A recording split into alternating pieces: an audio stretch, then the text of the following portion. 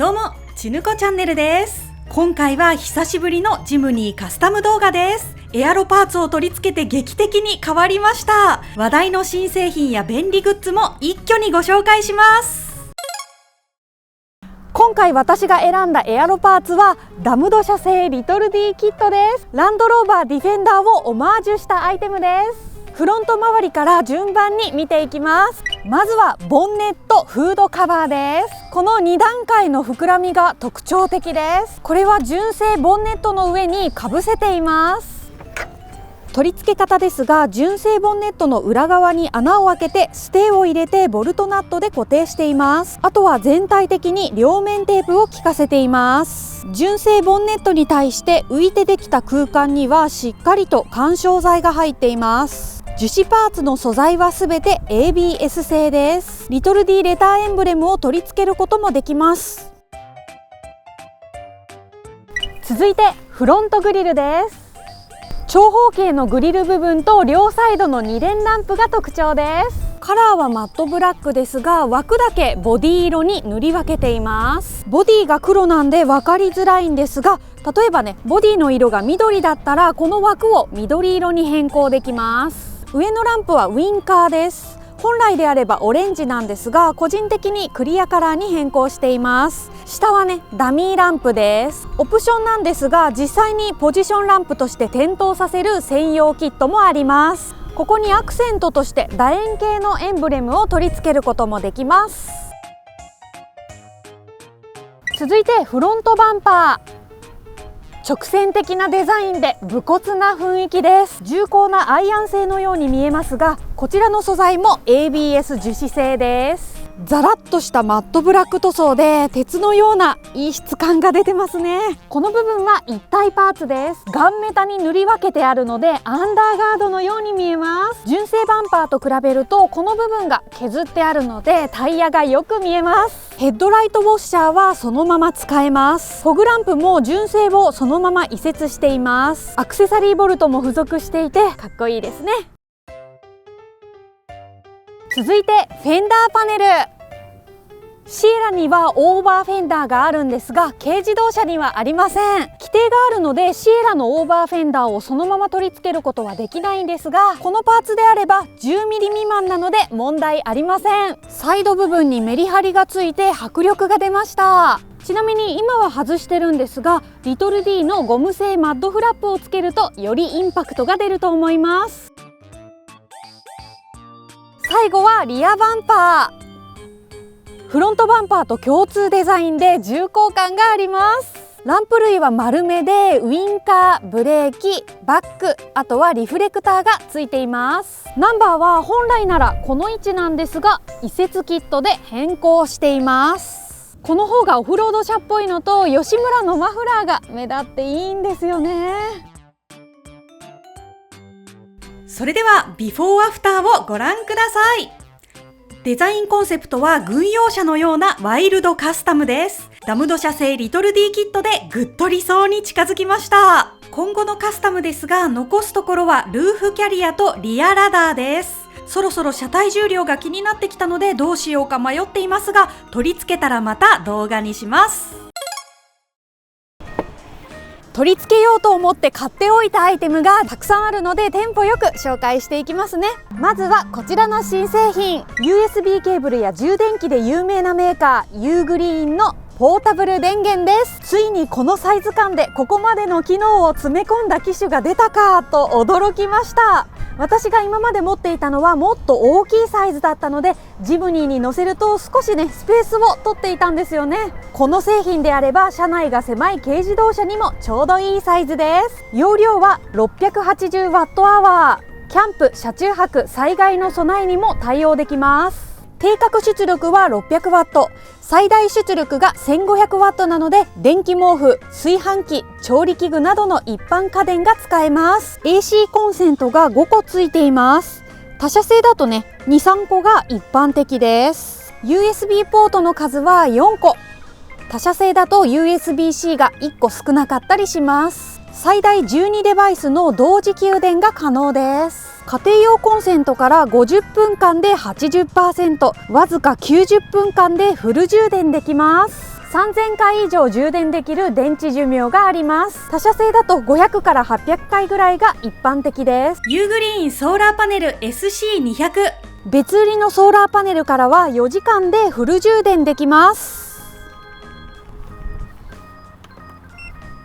バッテリー残量が 0% になっても緊急機能で iPhone を1回充電、または 7.5 時間照明がつきます。専用アプリと連携して機器をモニタリングできます。バッテリー残量や入出力状態などを遠隔で確認したり、画面の明るさや動作モード、チャイルドロックなど細かな設定ができます。市販の同容量のポータブル電源と比較してもとにかくハイスペック。まだポータブル電源を持っていない方はこれを選んでおけば安心ですね。もっと商品について知りたい方は概要欄に URL を貼っておきます。続いて運転席周りの取り付けをしていきます。セイコー産業ダッシュボード充電トレー。じゃーん。裏側の充電コードをガイドにまず差し込みますと。でこっちにコードを出します。この落下防止ステーを取り付けて、あ、なるほど、こんな感じで取り付けて、両面テープをこういう感じだ、こうだ、 OK。 こんな感じでソケットの人はこの USB ポートを差し込みます。せーの、よいしょ。はい、充電できてます。このようにカーナビとしても使えます。めちゃくちゃ便利。しかもね、角度も調節できますね。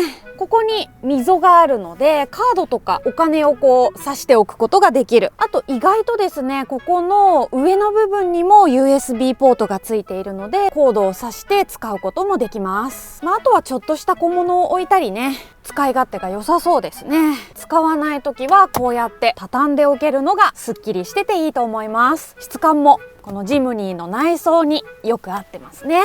セイコー産業 LED シフトゲートパネル。これが私は一番欲しかったかもしれない。両面テープも2箇所だけなんでね、上からこういう風に差し込んでピタッと位置を決める。そしたらカバーがあるんではめると OK。 このケーブルをすっきり配線すると、よし OK ですね。そしたら早速エンジンをかけて、はいオンライトつきました。これがね、夜絶対便利だと思うんだよな。最近の車はね、光らない仕様みたいなんですけど、こう色が変えれる。あ紫、赤、見えるかな、ブルー、緑、しかも明るさの調節もできると。そしてここ押すとですね、ここのトレー部分も光るみたいです。全体的にここがポワッと光りますね。セイコー産業ドアグリップポケットベース L。 こちらは以前つけていたポケットなんですけれども、これの少し深いバージョンになりますね。 OK。こっちが以前取り付けたもので、これが今回変える方。ここにテープをピタッ、ポケットをあてがってネジを締める。 OK。 入れてみますね、スマホ。ほい、お、やっぱりね、深くなったことで安定感が増しましたね。これなら絶対に落ちることもなさそう。さらにここですね、ここ500円玉が3つ入るよということで、駐車料金とかね、ここからパッと出して入れるのに便利ですよね。カーメイトセンターパネル取り付けトレー。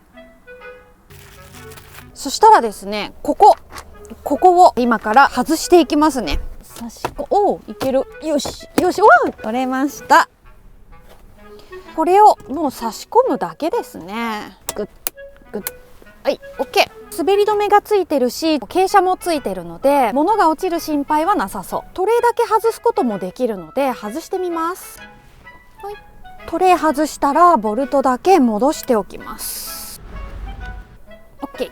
純正に比べてここにねダミーボルトがついたことによって、これを使っていろんなアレンジ方法を楽しめそうですね。カーメイトリアビューミラー&カバー。まず分離して、ここにこう裏側につけて挟むだけなんですけれども、かっこいいなと思ったのはですね、このフロントグリルのデザインになってます。このね、可動するんですよ、この下側。なので可動域を広げてですね、よいしょ、 OK。 後ろからカバーをするっていう感じだな。 OK。 おお、だいぶミラーが大きくなったので、すごく後ろが見やすいですね。純正ミラーと比べるとかなり視認性が高くなりましたね。アピオアシストグリップカバー。よし、マジックテープで留めるだけ。はいそしたらですね、ここにモールシステムですね。例えばカラビナを装着したりとかして、コンビニの袋をかけたりとかですね、いろいろ使えると思います。